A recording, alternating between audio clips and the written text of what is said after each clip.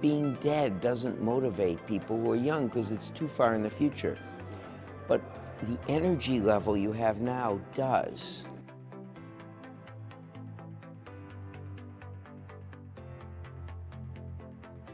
So RealAge was in trying to motivate people.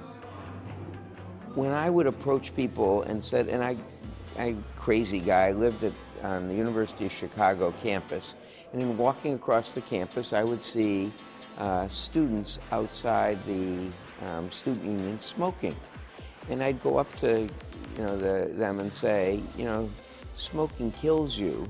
Do you want some help quitting? And you know what they did? They gave me a appropriate finger salute. So then I said, well, being dead doesn't motivate people who are young because it's too far in the future. But the energy level you have now does. And when I started approaching them about wrinkles or impotence or things that took away their energy, they got and stopped and came to me. They have me help them stop smoking. Well, I was running in the anesthesia and critical care department, and part of the data that actually Toby Cosgrove had accumulated first at the Cleveland Clinic, even though I was at UC San Francisco and then Chicago at the time, was that for every 10 years younger you are, you have 1/3 the mortality rate.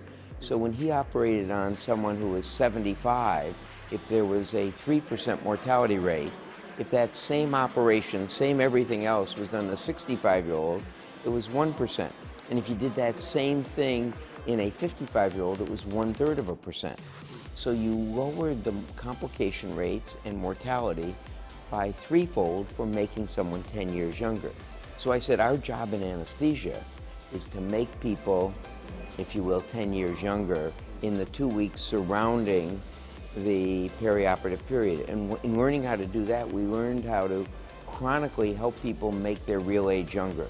So your real age is the actual age of your body as opposed to your calendar age, which is just the number of birthday candles you blow out.